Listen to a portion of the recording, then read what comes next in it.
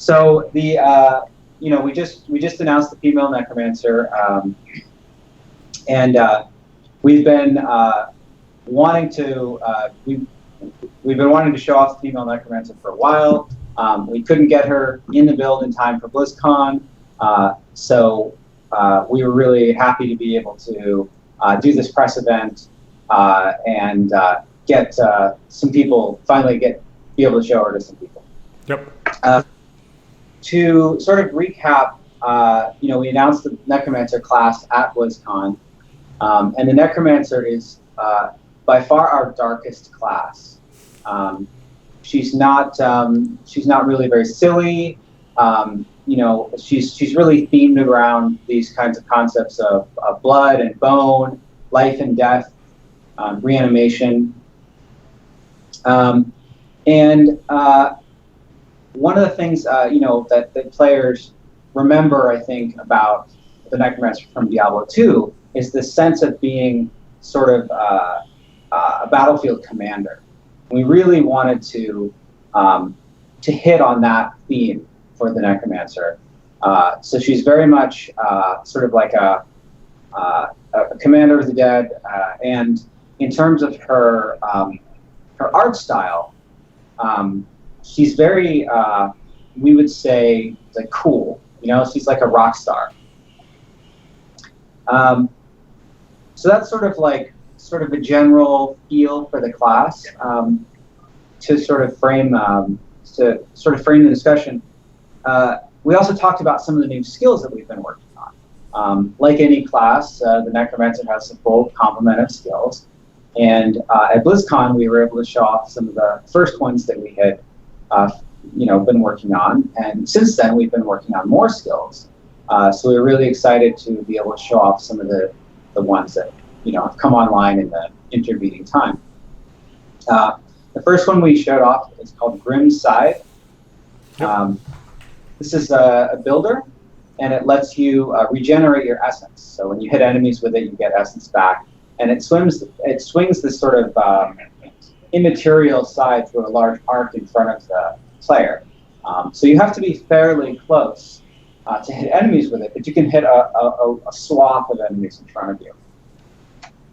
And it combos with some of the other skills that I'm going to talk about here. So the second skill is Blood Nova. Now, the Blood Nova is actually a rune for the skill Death Nova that will have other runes as well. And the interesting thing about Blood Nova is that it does additional damage beyond the substantial amount of damage that Death Nova already does as an essence spender. It does additional damage at the cost of spending health, which Necromancer uses as sort of an additional resource for certain skills, particularly generally blood skills. So when you're using Blood Nova, your essence pools and your health pool are going to be dropping.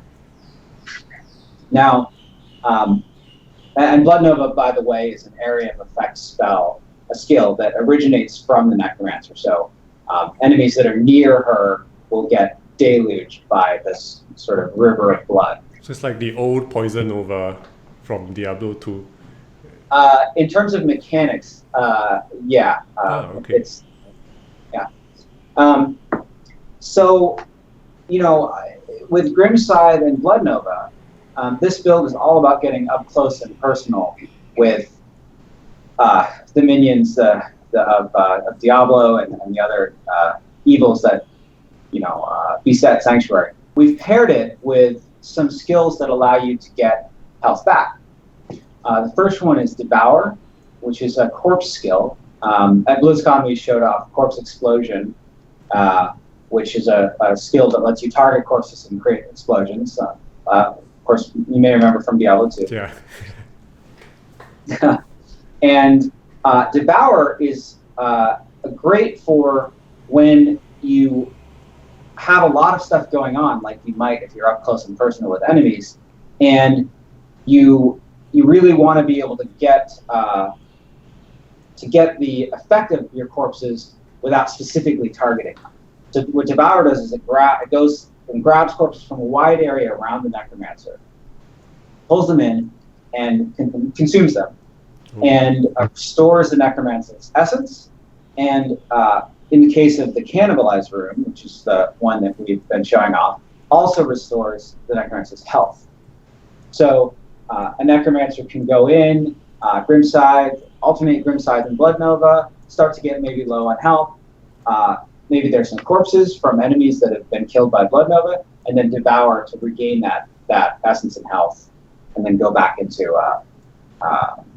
Blood Nova inside. But devour isn't always going to be enough. There might not be a corpse around. You want to have some additional sort of sustaining health, especially for this kind of up close and personal combat. So we talked about one of our other curses, which we're calling Leech. Leech is a curse that you place in an area that you target an area, and enemies that are within that area become cursed for a while. And then every time you attack those enemies, you or your allies will regenerate health from your attacks. So it combos really well with Grimside, letting you get health and essence back for every swing of your side. Obviously, it's really good in group play as well. Your allies can use it as an extra health generation tool as well. And then the last skill that we introduced here is Blood Golem, which is one of the runes for your Golem skill. So there's, you'll have a Golem skill, and there are several runes that are different kinds of golems, and one of them is Blood Golem. And Blood Golem is really cool. He's kind of like an emergency health potion in some ways, except he also destroys your enemies, which is a nice bonus to have. So basically, like other Necromancer pets, he's got, when you take the skill, you get your Blood Golem, he goes out and he fights your enemies for you. But he's also got an active ability that you can use when you really need health quickly. And that sacrifices the Golem and then reforms it at your cursor target, so wherever you choose. And then in order to reform, the Golem pulls sinew and blood and flesh out of the enemies that are around that area. So he sacrifices himself to give you health, and he does damage to enemies in the area, which we think is a really cool active. So all of these together form a build that we're sort of, colloquially referring to as the Melee-mancer. It's a much more up close and personal build, and we wanted to show it off because it's really different from what we showed off at BlizzCon. And we really want to show sort of the breadth of the Necromancer class, like how different her skills can be. But I want to clarify that all of the stuff that you saw at BlizzCon is still coming for the Necromancer. These are just additional skills that we've been working on. So, rest assured there are tons of different pet skills, and you can you can have lots of pets out. So that's sort of kind of a summary of what we've been announcing here. And now we can take some of your questions. Oh, all right. So what you said is really very exciting, because I think most Diablo 3 players, they love to play different builds. Like, they like to show off that they have a cool and unique way of playing their favorite character. Like, I don't want my wizard to play like every other wizard. So it's really cool that there is an alternative build for the Necromancer. So the first question I have is, why did you choose to bring back the Necromancer from Diablo 2 instead of someone, say, like the Druid or the Assassin? Yeah, the Necromancer was a favorite within the studio. I mean, a lot of us are former Diablo 2 players, or in some cases, current Diablo 2 players. Yeah, he was my favorite as well. And I think the Necromancer really resonated with us. When we go to work on something, the more excited and passionate about it that we are, the more of that passion we can put into it, and we think that really translates to the end result. And it's also the 20th anniversary of Diablo, and we thought this was a great way to celebrate sort of that history of Diablo. And the Necromancer is a fan favorite as well. Yep. So this is a little cheeky, but now that the Necromancer is coming, are there any plans in the future to bring back other classes from Diablo 2?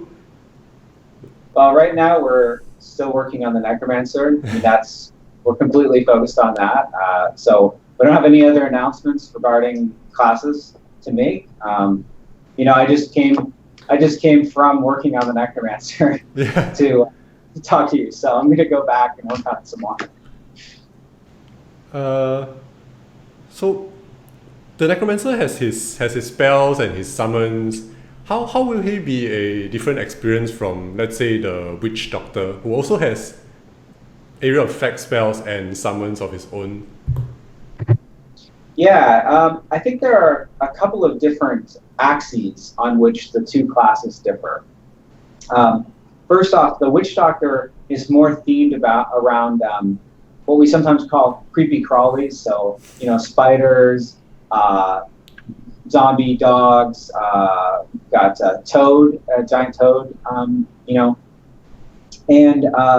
the Witch Doctor's pets are a different style, right? Like the great thing about the Witch Doctor is that when you want to relax and have your pets do the work for you, that's what they're really good at. Now for the Necromancer, we wanted to really explore this idea of active interaction with your pets and sort of to emphasize the battlefield commander angle that I mentioned earlier. So, like the blood golem, I talked about how he can sacrifice himself. At BlizzCon, we showed off the skeleton army that you can command to focus on a target. And the Necromancer's other pet skills have similar kinds of interactions. Also, the Necromancer is very much about this sort of, I mentioned the creepy crawly angle with the Witch Doctor. Necromancer has this very dark kind of angle, and is very much about reanimating skeletons and reviving monsters, those kinds of things. Yeah, he certainly has the darkest view of all the current D3 heroes. Yeah, even the Demon Hunter seems bright and cheery compared to the Necromancer. Right. So speaking of summons, from a player, how viable are the Necromancer's summons in Torment 10 runs? Because that I think is the most common mode that most players play, other than the Greater Reefs. So how well do these summons scale into Torment X? Yeah, I think that's a very reasonable question to have, especially as remembering, as a Diablo 2 player where, your skeleton stops being useful once you got up into some higher difficulties, right? They would just die very quickly. But the Necromancer's summoned creatures will scale with the class in the same way that our other summoned pets do.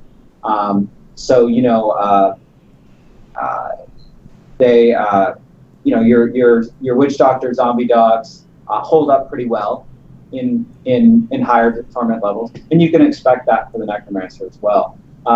We're also going to have legendary powers and things that affect some of those sort of pets, so that when you want to really prioritize some particular skill, like some particular pet skill, to make it do more damage or behave in some way, we'll have some legendaries that do that. Oh, excellent. Another summon-related question. One of my favorite summons from Diablo 2 was the Skeleton Mage.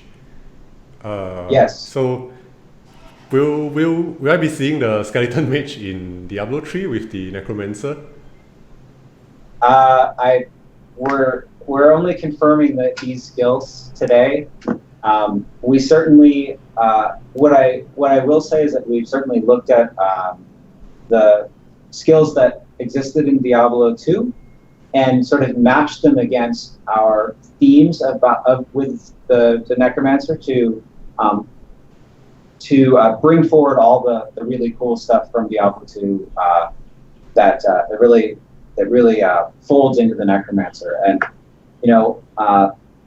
the class in Diablo 3 is actually much larger than a class in Diablo 2. So there are a lot of skills that you won't have seen. And the way that we kind of make that determination is we look at skills that, or we look at the Necromancer's themes, and then we kind of we want when you see a skill that maybe is new, we want you to think to yourself, yeah, of course that's a Necromancer skill. It just makes sense. It fits within the whole. So that's kind of our philosophy of that. Yeah, and that's great. I think like nobody wants to play a direct port of the Diablo 2 Necromancer. We want to see what's new and exciting, especially with the faster pace of Diablo 3 gameplay. We want to see how the Necromancer is going to thrive in this new environment.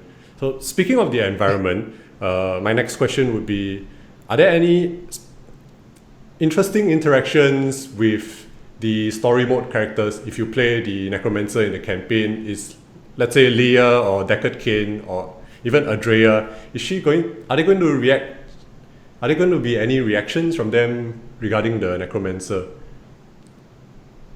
Well, the Necromancer, like any class, has a full story. Both the male and female Necromancer are voiced, and you'll interact with the world in the same way that other classes do. For example, you go to Pandemonium Fortress as a Crusader, and you get to learn more about the history of the Crusader from one of your spirit. So you can expect that kind of thing from the Necromancer as well. There's a full story mode experience.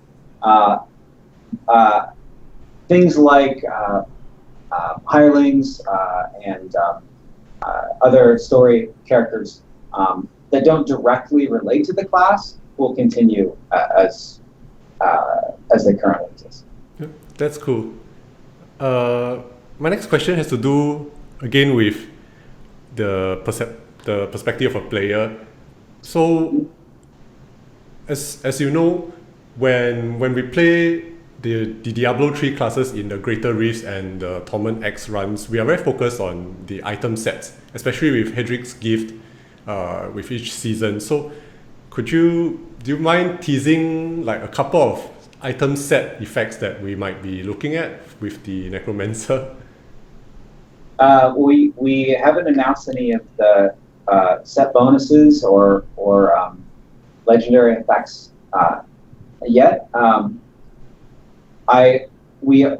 What we do with sets in Diablo in general, and this is also true for the Necromancer, is we look at ways that we can really support interesting play styles, like interesting ways to interact with ways to slay monsters and different kinds of gameplay.